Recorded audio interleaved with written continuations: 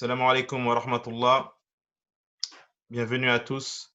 Alhamdulillah pour ce dernier vendredi du mois de Ramadan. On aura aujourd'hui le plaisir d'accueillir notre cher Alim de l'île de la Réunion. En attendant qu'il se connecte, je vais juste vous transmettre quelques informations importantes parce que ce n'est pas toujours simple et vous pouvez le transmettre également autour de vous. Et également, Inch'Allah, on aura le plaisir aussi d'écouter un des enfants de la madrasa nous réciter quelques versets du Coran. Donc, la première chose que je voudrais dire, c'est avant tout un grand merci à toutes les personnes qui ont fait des dons pendant ce mois de Ramadan. Il tire malheureusement à sa fin, il nous reste encore 1 ou 2 jours. Mais, alhamdoulilah, toutes les personnes qui ont fait un don, c'est énorme. On a fait une campagne exclusivement en ligne et machallah, les gens ont bien répondu. Donc, on prie qu'Allah subhanahu wa ta'ala, il accepte tous ces dons-là et qu'il le décuple. Également, et on vous invite à passer le message, Inch'Allah.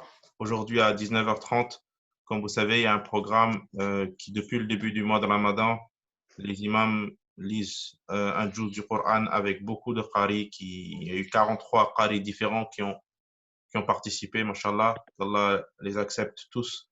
Donc aujourd'hui, il y aura la dua de clôture. Donc, Inch'Allah, essayez de vous connecter pour profiter de la baraka de cette dua. Commencez lorsque le Coran est lu entièrement, les duas sont acceptés. Donc j'invite toutes les personnes, Inch'Allah, qui sont connectées là, Inch'Allah, à se connecter à 19h30 également pour écouter la dua de clôture du Coran. Enfin, comme vous le savez, Salat al-Aïd ne pourra pas avoir lieu avec tout ce qui se passe. En revanche, on a un programme en ligne qui aura lieu, Inch'Allah, à partir de dimanche ou samedi. Donc ce soir, vers 20h, on saura si ce sera demain ou dimanche, Inch'Allah. Donc on vous tiendra informé à travers le groupe WhatsApp et puis vous le saurez de toute façon à l'échelle de la France. Donc il est très probable que ce soit dimanche, mais l'annonce et la nuit du doute, c'est aujourd'hui. Donc on vous tiendra informé, Inch'Allah. Et enfin, très important pour les personnes qui n'ont pas encore pu donner la zakat al-fitr, ils peuvent toujours la déposer encore à la mosquée jusqu'à soit demain 8h si c'est demain l'Aïd ou même dimanche 8h si c'est dimanche l'Aïd. Donc encore une fois, la zakat al-fitr est très importante. Il faut la sortir avant Salat al-Aïd. Donc Inch'Allah, n'oubliez pas de sortir votre zakat al-fitr. Voilà, donc juste avant que l'on commence, Inch'Allah, on va écouter le jeune Yassine Tebi, qui est un élève de la madrasa de la classe de Cheikh Mouawiya, qui va nous réciter quelques versets du Coran, Inch'Allah. Yassine, est-ce que tu m'entends? Oui. Bismillah, tu peux commencer. أعوذ بالله من الشيطان الرجيم بسم الله الرحمن الرحيم قل أوحي إلي أنه استمع نفر من الجن فقالوا إنا سمعنا قرآنا عجبا يهدي إلى الرشد فآمنا به ولن نشرك بربنا أحدا وأنه تعالى جد ربنا ما اتخذ صاحبة ولا ولدا وأنه كان يقول سفيهنا على الله شططا وأنا ظننا أن لن تقول الإنس والجن على الله كذبا وأنه كان رجال يعوذون برجال من الجن فزادوهم رهقا وأنهم ظنوا كما ظننتم أن لن يبعث الله أحدا وأنا لمسنا السماء فوجدناها ملئت حرسا شديدا وشهبا وأنا كنا نقعد منها مقاعد للسمع فمن يستمع الآن يجد له شهابا رصدا وأنا لا أشر أريد بمن الأرض أم أراد بهم ربهم رشدا وأن الصالحون ومن ذلك كنا طرائق قددا وأنا ظننا أن لن نعجز الله في الأرض فلن نعجزه هربا وأنا لما سمعنا الهدى آمنا به فمن يؤمن بربه فلا يخاف بخسا ولا رهقا وأنا منا المسلمون ومنا القاسطون فمن أسلم فأولئك تحروا رشدا وأما القاسطون فكانوا لجهنم حطبا وأن لو استقاموا على الطريقة لأسقيناهم ماء غدقا لنفتنهم فيه ومن يعرض عن ذكر ربه يسلكه عذابا صعدا وأن المساجد لله فلا تدعوا مع الله أحدا وأنه لما قام عبد الله يدعوه كادوا يكونون عليه لبدا صدق الله العظيم.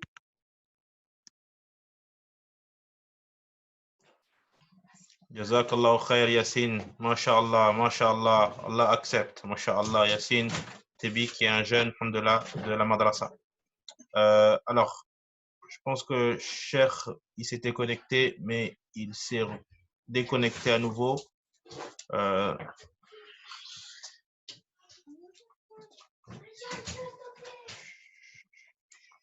Cheikh était connecté juste avant, il parlait même, et là, alors... Cher Mouawiya, il est là. Comme salam. Je suis en contact avec le chef là, je vois. Il était connecté, il s'est redéconnecté. Oui. Il est en train de se reconnecter a priori là.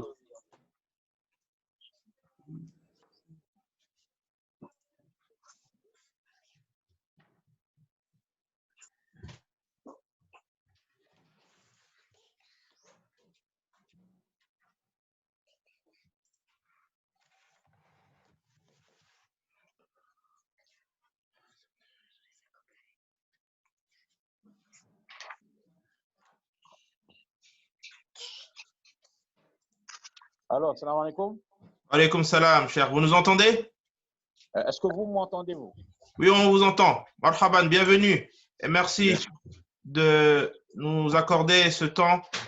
Alhamdulillah, donc vous avez la plupart des fidèles de la mosquée. On a ce programme tous les vendredis. Inch'Allah, sans plus tarder, on va vous laisser la parole. Jazakumullah khair. Jazakumullah khair al-jaza wa ahsan al-jaza. بسم الله الرحمن الرحيم الحمد لله رب العالمين وأصلي وأسلم على المبعوث رحمة للعالمين نبينا محمد الصادق الأمين وعلى آله وأصحابه ومن اقتدى بهديه واهتدى بسنته إلى يوم الدين وبعد. فقد قال الله جل وعلا: أعوذ بالله من الشيطان الرجيم، بسم الله الرحمن الرحيم، واعبد ربك حتى يأتيك اليقين، صدق الله العظيم. Chers mères et sœurs, chers frères en islam, assalamu alaikum wa rahmatullahi wa barakatuh. Quand on considère l'histoire de l'humanité depuis qu'elle est consignée, l'un des premiers constats que l'on fait par rapport aux différentes civilisations qui ont peuplé cette terre, c'est qu'elles ont toutes connu un parcours relativement similaire dans leur développement matériel. Après une phase ascendante, ils ont vécu ce qui est communément appelé un âge d'or, suite à quoi ils ont connu le déclin. Lorsqu'on lit le Coran, on y trouve également des évocations concernant l'apogée et le déclin de certains peuples et de certaines civilisations, et surtout les causes profondes qui ont été à l'origine de ce déclin. Pour certains, la cause de leur perte a été leur rébellion envers Allah subhanahu wa ta'ala, Allah azza wa jal. Ce fut le cas, par exemple, pour les peuples de Ad et même les peuples de Thamoud. Pour d'autres, la cause de leur déclin a été leur attitude de défiance, leur attitude d'ingratitude envers les bienfaits, les ni'ma, les an'am qu'Allah subhanahu wa ta'ala leur avait octroyés. Ce fut le cas notamment des Ashabul Qarya, comme cité dans la sourate 16, verset 112. Allah ta'ala dit: وَضَرَبَ اللَّهُ مَثَلًا قَرْيَةً كَانَتْ آمِنَةً مُطْمَئِنَّةً يأتيها رزقها رغدا من كل مكان فكفرت بأنعم الله فأذاقها الله لباس الجوع والخوف بما كانوا يصنعون. Et Allah subhanahu wa ta'ala, وَضَرَبَ اللَّهُ, et Allah ta'ala propose en parabole une ville. كَانَتْ آمِنَةً مُطْمَئِنَّةً, elle était en sécurité, elle était tranquille. يأتيها رزقها من رغدا من كل مكان, sa part de nourriture lui venait de partout en abondance. فكفرت بأنعم الله, puis elle se montra ingrate au bienfait d'Allah azza wa jal. فأذاقها الله لباس الجوع والخوف, et Allah azza wa jal lui fit alors goûter la violence de la faim, la violence de la peur et de ce qu'il et des actions qu'il faisait. Aussi, ce fut également le cas de la tribu de Saba. Allah subhanahu wa ta'ala nous parle de cette tribu mentionnée dans la sourate 34, à partir du verset numéro 15. Allah subhanahu wa ta'ala dit: Kulu mir rizqi rabbikum, Kulu mir rizqi rabbikum washkuru. Allah subhanahu wa ta'ala dit: Laqad kana li saba'in fi maskanihim aya, qu'il y avait assurément pour la tribu de Saba aya, un signe dans leurs habitats. Jannatani an yaminin wa shimal, deux jardins, l'un à droite et l'autre à gauche. Kulu min rizqi rabbikum washkuru lah, mangez de ce que votre Seigneur vous a attribué et soyez lui reconnaissant. Une bonne rencontrée et un Seigneur pardonneur. Kulu min rizqi rabbikum washkuru lah. Allah subhanahu wa ta'ala leur dit: mangez de ce que votre Seigneur vous a attribué et soyez reconnaissants envers lui. Donc, cette tribu fut détruite par Allah subhanahu wa ta'ala. Allah ta'ala dit: فَأَعْرَضُوا فَأَرْسَلْنَا عَلَيْهِمْ سَيْلَ الْعَرِمِ وَبَدَّلْنَاهُمْ بِجَنَّتَيْهِمْ جَنَّتَيْنِ ذَوَاتَيْ أُكُلٍ خَمْطٍ وَأَثْلٍ وَشَيْءٍ مِّنْ سِدْرٍ قَلِيلٍ. Allah subhanahu wa ta'ala dit, mais la tribu de Saba se détourna, nous déchaînâmes contre eux l'inondation du barrage et leur changeâmes leurs 2 jardins en 2 jardins aux fruits amers, tamarins et quelques jujubes.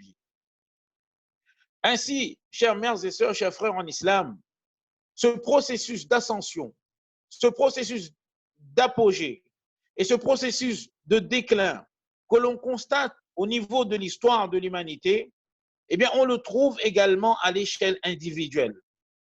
Chaque être humain, chaque insan, chaque individu connaît ces différentes étapes au cours de sa vie, sur le plan physique, mais surtout sur le plan spirituel. Et c'est à ce dernier aspect qu'on va, incha'Allah subhanahu wa ta'ala, s'intéresser aujourd'hui. Dans l'état actuel des choses, nous pouvons dire que nous connaissons une phase ascendante au niveau spirituel depuis que le mois de Ramadan a débuté. En effet, nous avons tous plus ou moins un certain acquis par rapport à ce qui était notre condition du début de Ramadan, avec ou sans le confinement, acquis qui découle par la grâce d'Allah subhanahu wa ta'ala des nombreux jeûnes que nous avons accomplis, des multiples prières et salawats, de la récitation du Coran plus fréquente, etc. À cela s'ajoute aussi un regain d'ardeur qui est lié à la présence de cette dernière décale dont la dernière nuit était hier soir, période dont on s'est béni par excellence. Nous sommes donc en plein dans ce que l'on pourrait appeler une conjoncture spirituelle favorable. D'où, chères mères et sœurs, chers frères en islam, un double impératif de notre part arrivé à ce point. Dans un premier temps, bien entendu, notre souci immédiat est de considérer la façon d'augmenter cet acquis spirituel qu'on a développé durant le mois de Ramadan, eh bien, d'augmenter cet acquis et profiter au mieux de ces dernières heures pour vous, les gens de la métropole, et de cette dernière ligne droite qui nous reste de ce mois béni. Et ce, afin de finir en beauté ce qu'on a si bien commencé, avec un minimum à atteindre, se faire pardonner à tout prix avant la fin du mois de Ramadan. Chères mères et sœurs, chers frères en islam, n'oublions pas ces propos très durs prononcés par Jibril alayhi salatu wassalam. Malheur à celui qui laisse passer le mois de Ramadan sans se faire pardonner. Suite à quoi, Rasulullah sallallahu alayhi wa sallam avait dit Amin. Dans un second temps, il faut commencer à penser à notre attitude de l'après-Ramadan. En effet, il ne faut pas nier un fait. Le mois béni terminé, eh bien, un certain nombre de facteurs vont se réunir, des facteurs qui risquent de pousser notre spiritualité vers une phase descendante. D'un côté, on ne jeûne plus continuellement, ce qui fait que notre nafs, notre ego, se trouve renforcé avec toutes les tentations que cela implique. D'un autre côté, les shayatines, les démons, ils sont libérés. Ces êtres démoniaques qui nous laisseront jamais en paix. Et à ces deux facteurs s'ajoute un trait de notre nature humaine en rapport avec notre cœur, en rapport avec notre intérieur. Ce dernier est très enclin au changement. C'est d'ailleurs pourquoi on l'appelle en arabe al-qalb. Al-qalb signifie et désigne le bouleversement de quelque chose, le renversement de quelque chose, le détournement de quelque chose. Il faut donc, chères mères et sœurs, chers frères en islam, dès maintenant, réfléchir quant aux moyens à adopter pour éviter de tomber dans une attitude irresponsable après le mois de Ramadan, en détruisant systématiquement le précieux acquis spirituel qu'on a si patiemment constitué. En d'autres mots, chères mères et sœurs, chers frères en islam, notre priorité aujourd'hui est de trouver la voie de l'assiduité, est de trouver la voie de la constance, est de trouver la voie de la persévérance et de trouver la voie de la istiqama. Oui, la istiqama est l'ingrédient essentiel pour profiter du post-Ramadan, pour profiter de l'après-Ramadan. Pour acquérir cette istiqama, l'utilité consiste en un assainissement de notre rapport avec Allah subhanahu wa ta'ala. Pour arriver à être constant spirituellement, il faut avant tout que notre lien, notre ilaqa avec Allah subhanahu wa ta'ala, notre relation avec Allah azza wa jal, soit un lien réel, soit un lien solide et non pas un lien superficiel, non pas un lien artificiel. D'où la nécessité, chères mères et sœurs, chers frères en islam, de renforcer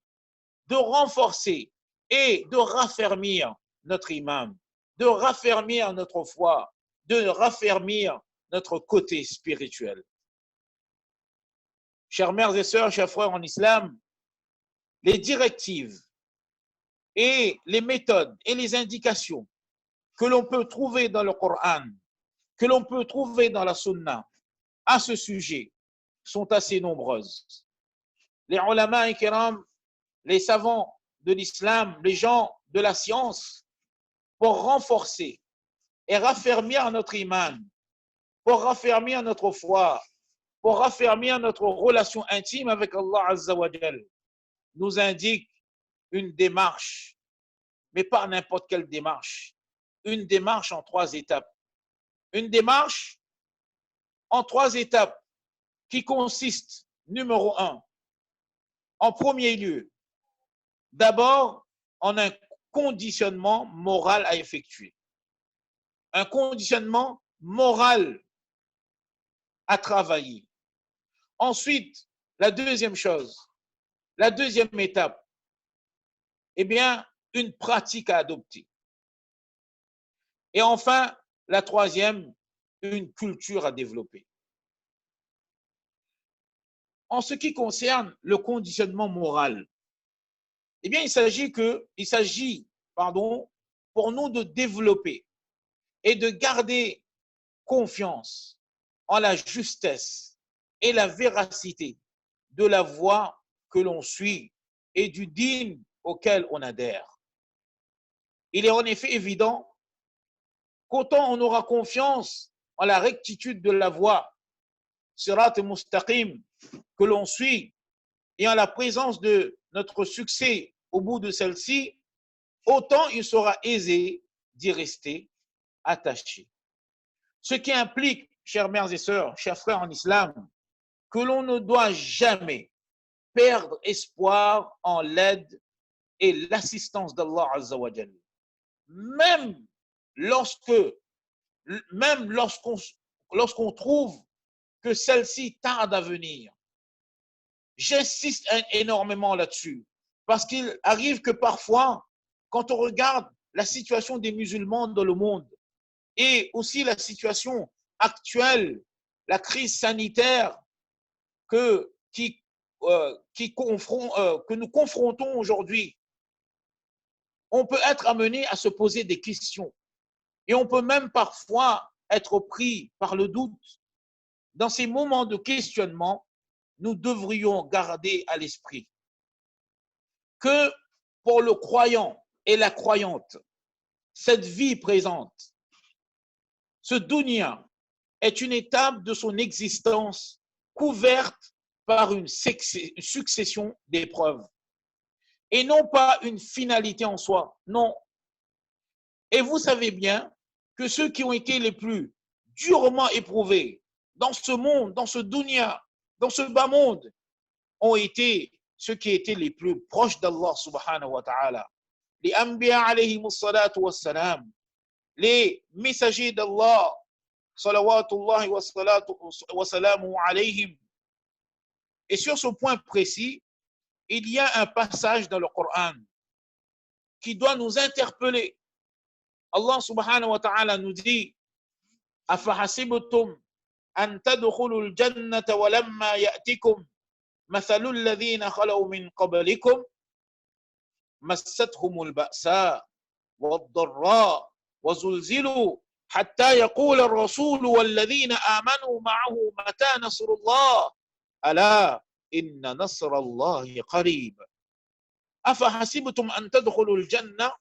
Pensez-vous entrer au paradis alors que vous n'avez pas encore subi des épreuves semblables à celles que subirent ceux qui vécurent avant vous?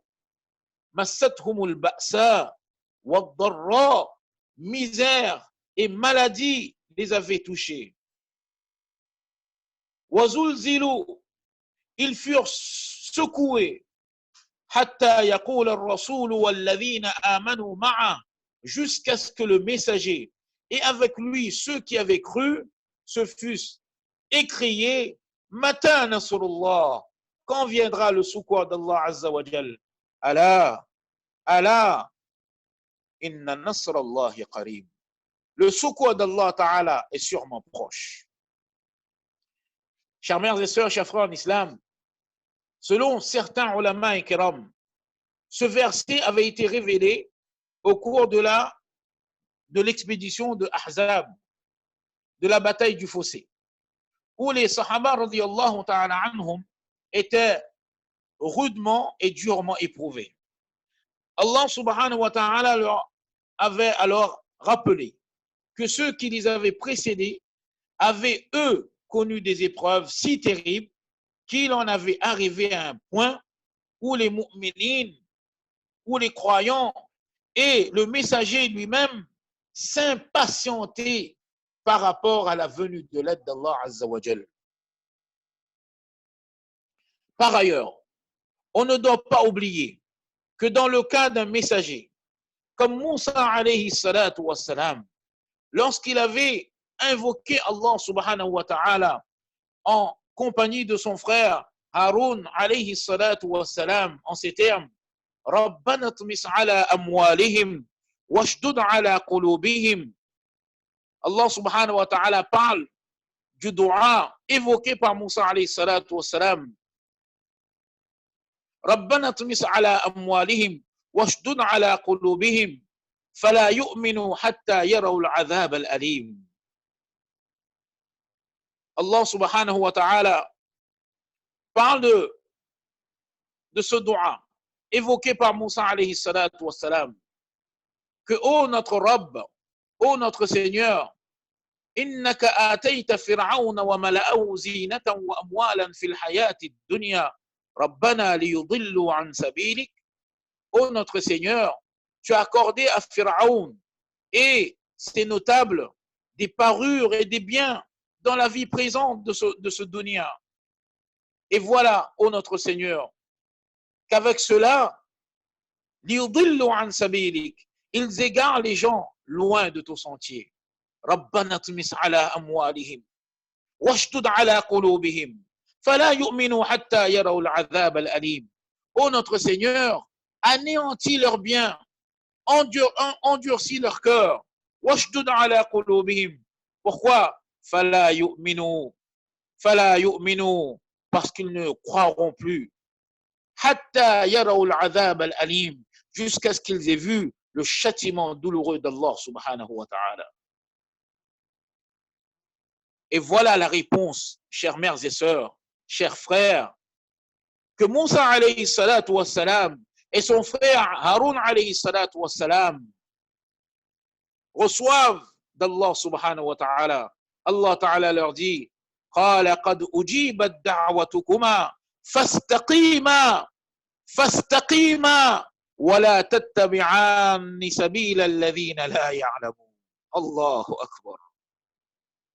Que ô Moussa, ô Haroun, votre prière, votre dua, votre invocation est exaucé.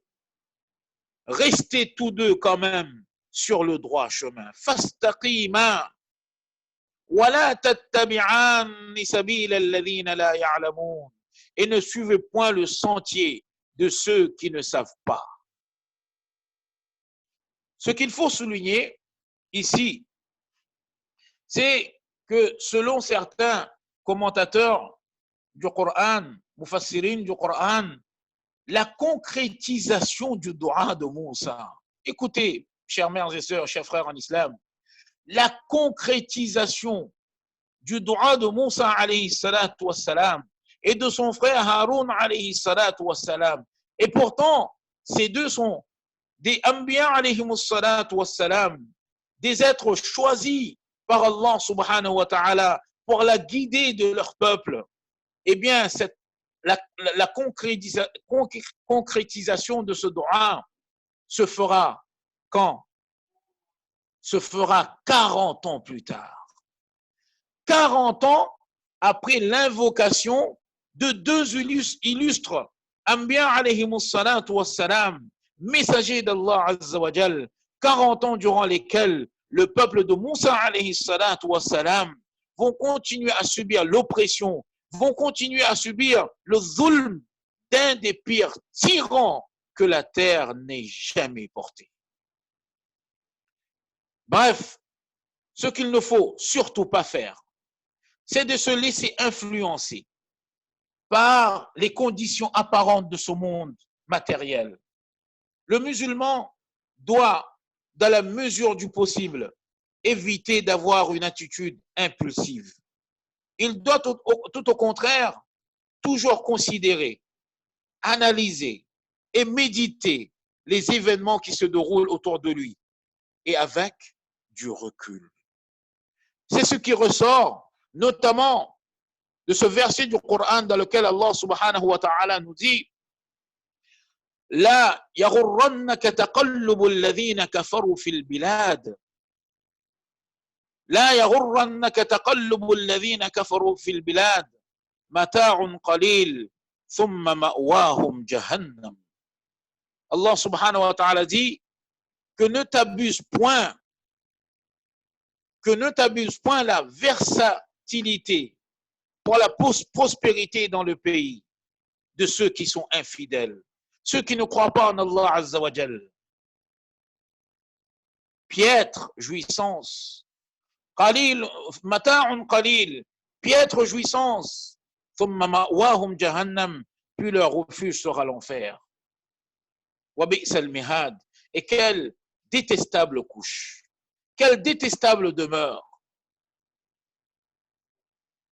Pour ce qui est de la pratique à adopter, la deuxième étape qu'ont expliqué le ulama ikram, il s'agit d'inviter les autres à adhérer, à suivre la voie que l'on suit, à croire et à obéir à Allah subhanahu wa ta'ala, ce qu'on appelle en arabe ad-da'wa. Quand on revient au texte du Coran, eh bien on constate qu'Allah subhanahu wa ta'ala a établi un lien entre la da'wa et la istiqama. Prenez par exemple ce verset où Allah subhanahu wa ta'ala s'adresse à Rasulullah sallallahu alayhi wa sallam en ces termes. Allah subhanahu wa ta'ala dit وَلَا تَتَّبِعْ فَلِذَلِكَ فَدْعْ وَاسْتَقِمْ كَمَا أُمِرْتَ وَلَا تَتَّبِعْ أَهْوَاءَهُمْ. Ô Muhammad sallallahu alayhi wa sallam, appelle donc les gens à cela. Appelle donc les gens à cela. Reste droit comme il t'a été commandé. وَاسْتَقِمْ كَمَا أُمِرْتَ. Et reste droit, reste assidu, reste persévérant comme il t'a été commandé.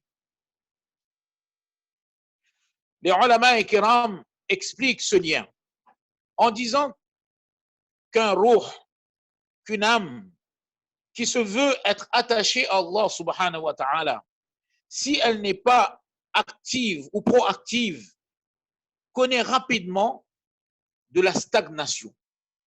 Et on l'a vu tout à l'heure, la spiritualité n'est pas quelque chose de statique, ce n'est pas quelque chose de stable.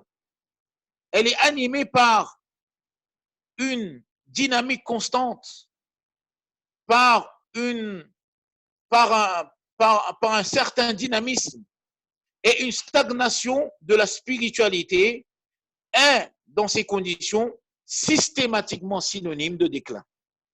En d'autres mots, d'un point de vue pratique, si on ne s'occupe pas à faire le bien et à appeler vers le bien, on se retrouvera rapidement impliqué à faire le mal ou à appeler vers le mal. C'est ça la da'wa. La da'wa est une notion très vaste. Elle commence par des gestes simples de notre vie de tous les jours, comme par exemple un simple rappel, bien sûr avec sagesse, aux membres de notre famille. Aux membres de notre famille, concernant par exemple la pratique de la prière quotidienne. Quand on constate un certain manquement à ce niveau, eh bien à ce moment-là, la da'wa est très méritoire.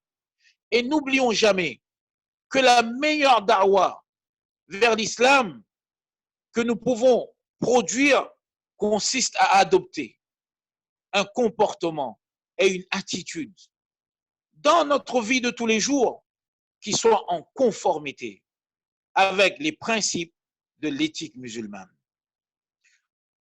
Ensuite, la troisième étape, laquelle est par rapport à la culture que nous devons développer, eh bien, elle consiste à lire et à s'imprégner constamment des récits relatant la condition de ceux qui ont manifesté une force de foi remarquable, des récits que l'on trouve aussi bien dans le Coran que dans les hadiths du prophète sallallahu alayhi wa sallam.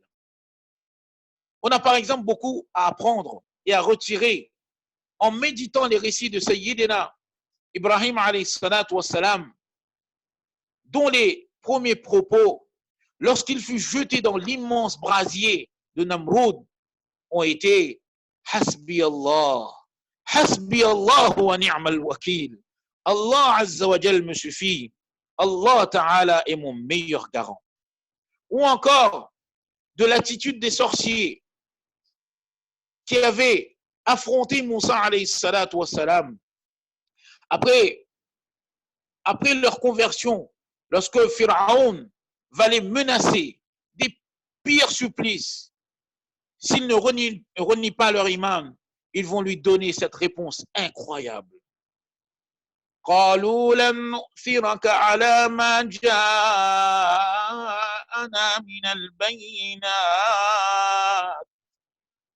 قالوا لن نؤثرك على ما جاءنا من البينات والذي فطرنا فاقض ما أنت قاض إنما تقضي هذه الحياة الدنيا.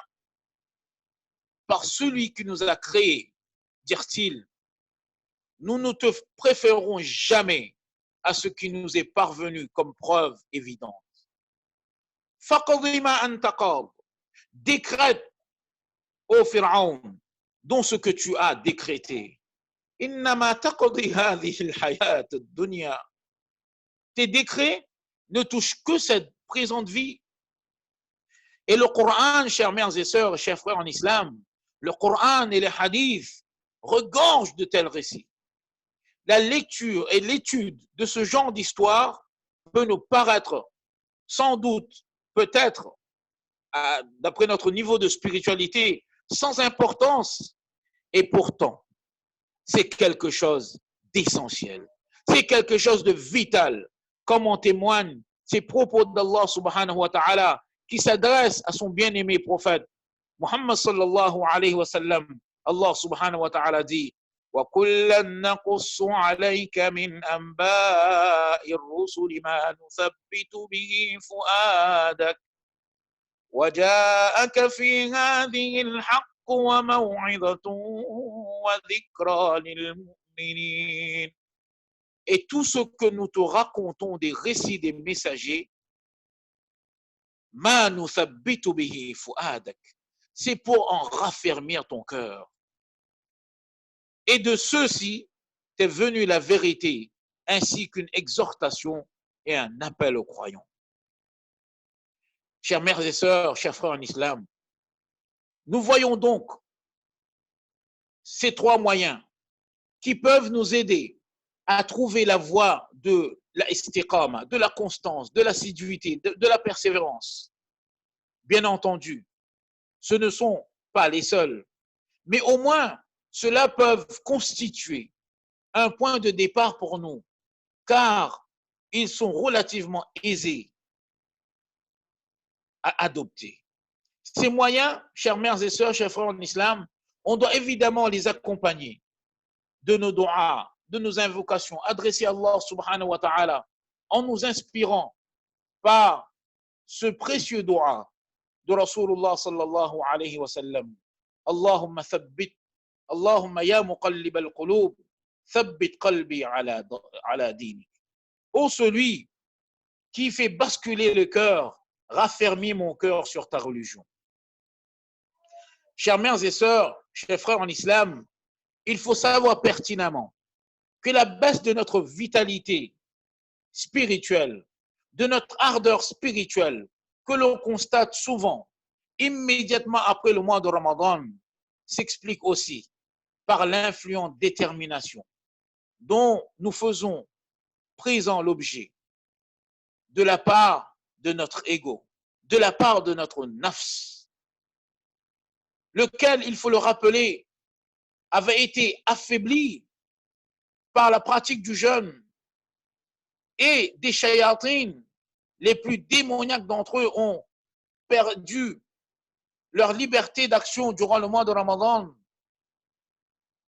Mais comme on l'a précisé tout au début, il est pourtant essentiel et vital, si nous ne voulons pas réduire à néant tout l'acquis spirituel que nous avons si patiemment, si durement élaboré durant ce mois Mubarak, ce mois béni de Ramadan, qui va bientôt se terminer, de trouver la voie de la istiqama, la voie de la constance. À cet effet, les ulama ikram nous avisent aussi sur quelques conseils qui pourraient, Inch'Allah Azza wa Jal, se révéler utiles. Tout d'abord, il faut s'efforcer de maintenir la pratique des rituels dont nous avions pris l'habitude durant le mois de Ramadan, à savoir les prières obligatoires à leur moment prescrit. Inna as-salata kanat 'ala al-mu'minina kitaban mawquta. Et dans la mesure du possible, en groupe, à la mosquée, bien sûr, lorsque les autorités nous auront donné la permission, et tout en respectant les limites de distanciation, le bon acquittement de ce qui a été imposé par Allah subhanahu wa ta'ala, les fara'id, constitue pour chacun de nous la priorité des priorités. La priorité des priorités. Et donc, le respect prime sur l'accomplissement de tout ce qui est méritoire. Mais imposé, chères mères et sœurs, chers frères en islam, une attention particulière doit être accordée concernant le respect des salats obligatoires, à l'heure indiquée, malgré nos impératifs professionnels. Ensuite, le jeûne, l'accomplissement des 6 jeûnes de Shawwal constituant déjà un bon début à cet effet. Et les jeûnes sunan des Ayyam Bid, 13e, 14e, 15e jour de chaque mois, accompagnés éventuellement des jeûnes du lundi et du jeudi, pratique du prophète sallallahu alayhi wa sallam. Tout cela pourrait constituer une continuation bénéfique. Surtout que, avec les courtes journées d'hiver pour nous à La Réunion qui arrivent, leur pratique est relativement aisée. Par contre, en métropole, les journées seront longues. Mais nous savons très bien que, alhamdulillah, Allah subhanahu wa ta'ala aime l'effort. Dans un hadith qudsi, Allah subhanahu wa ta'ala nous dit وَمَا تَقَرَّبَ إِلَيَّ عَبْدِي بِشَيْءٍ أَحَبُّ إِلَيَّ مِمَّا افْتَرَضْتُهُ عَلَيْهِ. Allah subhanahu wa ta'ala nous alerte dans ce hadith qudsi. وَمَا تَقَرَّبَ إِلَيَّ عَبْدِي بِشَيْءٍ أَحَبُّ إِلَيَّ مِمَّا افْتَرَضْتُهُ عَلَيْهِ وَلَا يَزَالُ عَبْدِي يَتَقَرَّبُ إِلَيَّ بِالنَّوَافِلِ حَتَّى أُحِبَّهُ فإذا أحببته كنت سمعه الذي يسمع به وبصره الذي يبصر به ويده التي يبطش بها ورجله التي يمشي بها ولئن سألني لأعطيته ولئن استعاذني لأعيذنه. رواه البخاري. Allah subhanahu wa ta'ala nous dit que mon serviteur ne s'approche pas de moi par une chose plus aimable à moi que ce que je lui ai imposé. Et mon serviteur ne cesse de s'approcher de moi par les œuvres surérogatoires que je l'aime. Or, lorsque je l'aime, eh bien, je suis son ouïe, son oreille par laquelle il entend, sa vue par laquelle il voit, sa main par laquelle il attrape, son pied par laquelle il marche. Et s'il me demande quelque chose, s'il me demande quelque chose je lui donnerai certainement. Et s'il cherche refuge auprès de moi, eh bien, qu'il sache que je vais lui accorder. Ensuite, la récitation du Coran et les azkar. Il faudrait essayer dès maintenant de déterminer un moment précis de la journée ou même de la nuit pour le consacrer à ces rituels. Et s'efforcer de s'en tenir en toutes circonstances. N'oublions pas, chères mères et sœurs, chers frères en islam, que le dhikr constitue un aliment pour notre spiritualité. Et que la tilawatul Qur'an et même la istima' du Qur'an, l'écoute du Qur'an est une lumière et une guérison pour notre cœur et pour notre âme. Allah subhanahu wa ta'ala dit dans le Coran, Ya ayyuhan nas, قد جاءتكم موعظة من ربكم وشفاء لما في الصدور وهدى ورحمة للمؤمنين. Ô vous les gens, قد جاءتكم موعظة من ربكم, une exhortation vous est venue de votre Seigneur, une guérison de ce qui est dans les poitrines, un guide et une miséricorde pour les croyants. Une miséricorde pour les mu'minines. قل, ô Muhammad salawatullahi wa salamu alayhi, بفضل الله وبرحمته فبذلك فليفرحوا هو خير مما يجمعون. Dis, ô Muhammad sallallahu alayhi wa sallam, ceci provient de la grâce d'Allah et de sa miséricorde. Voilà de quoi ils devraient se réjouir. C'est bien mieux que tout ce qu'ils amassent. Et ensuite, la sadaqa. La sadaqa a un effet purificateur pour notre âme contre les maux tels que l'avarice, le bukhl, l'attachement excessif au bien de ce monde, l'envie, la jalousie, la cupidité, mais aussi pour nos biens. Rasulullah sallallahu alayhi wa sallam disait aux sahaba radiyallahu ta'ala an, en ce sens, qu'une richesse ne diminue pas avec la sadaqa. Ma naqasa malum min sadaqatin. Et le Coran affirme, Allah subhanahu wa ta'ala dit dans le Coran, وَمَا أَنفَقْتُم مِّن شَيْءٍ فَهُوَ يُخْلِفُهُ وَمَا أَنفَقْتُم مِّن شَيْءٍ فَهُوَ يُخْلِفُهُ وَهُوَ خَيْرُ الرَّازِقِينَ. Et toute dépense que vous faites dans le bien, il la remplace et c'est lui le meilleur des donateurs. Chers mères et sœurs, il est important de s'efforcer, de maintenir une vigilance constante face aux assauts de Shaitan et de notre nafs, et surtout parmi les trois catégories de nafs qui existent, nafsul ammara bissou, la dimension de nafs qui pousse constamment au mal. Dans les moments de tiraillement et de tension entre le devoir d'obéissance à Allah subhanahu wa ta'ala et l'attrait des choses haram, il faut garder à l'esprit les enjeux réels. Ce qui reste encore à venir, autant notre mort est inéluctable, inévitable, autant ce qui va suivre celle-ci, et plus particulièrement Yawmul Qiyamah. Yawmul Qiyamah, le jugement dernier, est une réalité qu'aucun d'entre nous ne va pouvoir échapper. Et les tourments que nous risquons de connaître alors, si nous n'avons pas su faire les bons choix aujourd'hui, n'auront rien de comparable avec la gêne et la difficulté que peut entraîner de façon temporaire dans ce monde la maîtrise de soi et la résistance face à ce qui est haram et interdit.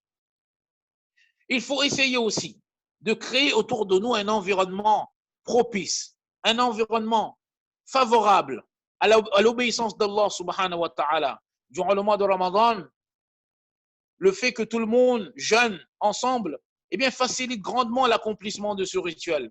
Et c'est encore l'effet de groupe, même si cette année, cela a été limité par le confinement et le déconfinement, mais c'est encore l'effet de groupe qui fait que l'accomplissement de la salat de Tarawih ou l'accomplissement du Qiyam al-Layl reste aisément supportable. Mais plus que nécessaire, chères mères et sœurs, chers frères en islam, pour aboutir à l'istiqama, c'est une introspection qu'on a besoin. Une introspection qui a été faite par les Sahaba radiyallahu ta'ala anhum. Un exemple, l'introspection de Hanzala radiyallahu ta'ala anhu. Il était un des scribes de Rasulullah sallallahu alayhi wa sallam. Mais pourtant, Abu Bakr Siddiq radiyallahu ta'ala anhu vient le voir et lui demande Kayfa anta ya Hanzala? Comment te portes-tu, ô Hanzala? Et qu'est-ce qu'il dit? Nafaqa Hanzala, nafaqa Hanzala, nafaqa Hanzala. Hanzala est un vrai hypocrite. Abu Bakr Siddiq radiyallahu ta'ala anhu lui dit alors pourquoi dis-tu que tu es un munafiq, un hypocrite? Alors Hanzala radiyallahu ta'ala s'explique. Il dit que نكون عند رسول الله صلى الله عليه وسلم يذكرنا بالنار والجنة حتى كأن رأي عين فإذا خرجنا من عند رسول الله صلى الله عليه وسلم عافسنا الأزواج والأولاد والضيعات فنسينا كثيرا. Abu Bakr radiyallahu ta'ala an, quand nous sommes avec le messager d'Allah sallallahu alayhi wa sallam et qui nous fait une admonition concernant l'enfer, concernant le paradis, nous devenons si émus qu'on se croirait en face des deux. Mais une fois sortis de chez lui, on commence à s'occuper de nos épouses, de nos enfants, de nos occupations, de nos affaires personnelles. Et alors, c'est l'insouciance totale. Après avoir écouté ceci, Abu Bakr Siddiq radiyallahu ta'ala an, Allahu Akbar. Abu Bakr Siddiq radiyallahu ta'ala an dit à Hanzala, فَوَاللَّهِ إِنَّا لَنَلْقَى مِثْلَ هَذَا. إِنَّا لَنَلْقَى مِثْلَ هَذَا. Qui dit cela? Qui dit cela? Abu Bakr Siddiq radiyallahu ta'ala an. Celui de son vivant, Allah subhanahu wa ta'ala, Rasulullah sallallahu alayhi wa sallam, avait honoré par des versets du Coran. ثاني اثنين إذ هما في الغار إذ يقول لصاحبه لا تحزن إن الله معنا. Abu Bakr Siddiq radiyallahu ta'ala an rejoint Hanzala et dit que si tel est ton cas, eh bien moi aussi je suis pareil. Alors tous deux décident d'aller voir le prophète sallallahu alayhi wa sallam. Arrivé chez le prophète sallallahu alayhi wa sallam, eh bien Hanzala explique sa situation, explique son état spirituel. Et Rasulullah sallallahu alayhi wa sallam lui répond Walladhi nafsi biyadihi illa tadumuna ala ma takununa indi wa fi dhikri lasafahatkumul malaika ala furushikum wa fi turuqikum walakin ya Hanzala sa'atun fasa'atun Sa'atun fasa'atun, sa'atun fasa'atun. Rasulullah sallallahu alayhi wa sallam lui dit que, oh Hanzala, je jure par celui qui a pleine et entière autorité sur moi, que si vous restez sur le même état d'esprit que celui que vous aviez lorsque vous étiez avec moi, eh bien les malaïkas, les anges, vous salueront en vous, serrant la main, aussi bien chez vous que dans les voies publiques. Mais oh Hanzala, sache que le cœur de l'homme est volage. Sache que le cœur de l'homme est volage. La condition spirituelle de l'homme, eh bien, elle change d'après l'environnement. Sachons, mes chers frères et sœurs, que l'istiqama, et on va terminer là-dessus, Inch'Allah ta'ala, l'istiqama fut l'ingrédient qui permet à cette umma de faire face à sa plus grande difficulté, à son plus grand malheur. Et quel plus grand malheur et quelle plus grande difficulté qu'ont rencontré les Sahaba radiyallahu ta'ala an que la mort de Rasulullah sallallahu alayhi wa sallam. Subhanallah. Le décès de Rasulullah sallallahu alayhi wa sallam dépassa la raison des compagnons radiyallahu ta'ala anhum. Si bien que une personne, un individu si distingué comme Sayyidina Omar bin Khattab radiyallahu ta'ala anhu, prononça ce discours en disant: le messager d'Allah n'est pas mort. Il est allé rencontrer son Seigneur à l'instar de Moussa alayhi salatu wassalam, il reviendra. Mais ayant compris la fin inéluctable, Abu Bakr Siddiq radiyallahu ta'ala anhu fut le premier à l'accueillir avec sagesse, avec patience et aussi avec istiqama, avec amour pour son dîn, pour sa religion. Il rentre dans la chambre du prophète sallallahu alayhi wa sallam pour s'assurer que la nouvelle était vraie. Il le serra ensuite tendrement. Il l'embrassa entre les yeux et dit: Tibta hayyan wa tibta mayyitan. Tibta hayyan wa tibta mayyitan. Bonté tu es vivant et bonté tu es mort. Ô mon bien-aimé, à qui je confie mon secret, ô mon ami, à qui je me voue. Puis Abu Bakr Siddiq radiyallahu ta'ala anhu sortit, calmer les musulmans et dit ce discours historique.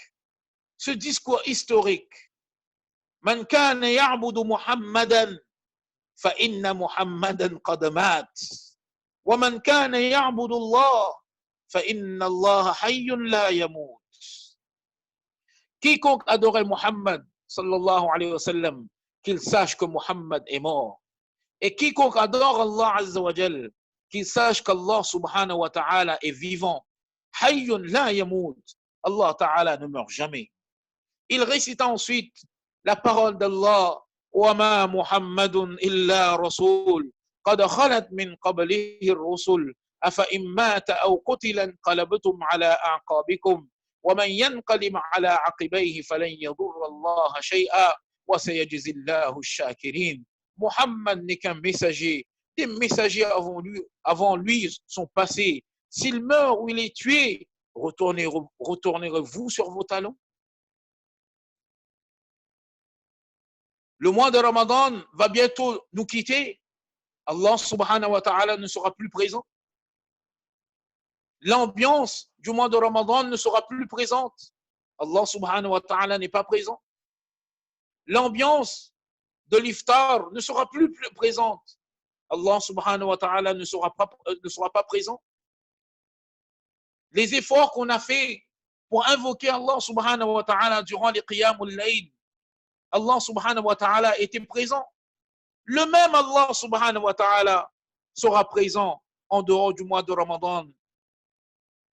Chères mères et sœurs, chers frères en islam, en dernier, c'est en suivant la voie de l'istiqama que nous accroîtrons nos chances de faire partie de ces jeûneurs au sujet desquels Rasulullah sallallahu alayhi wa sallam disait: للصائم فرحتان للصائم فرحتان يفرحهما إذا أفطر فرح وإذا لقي ربه فرح بصومه.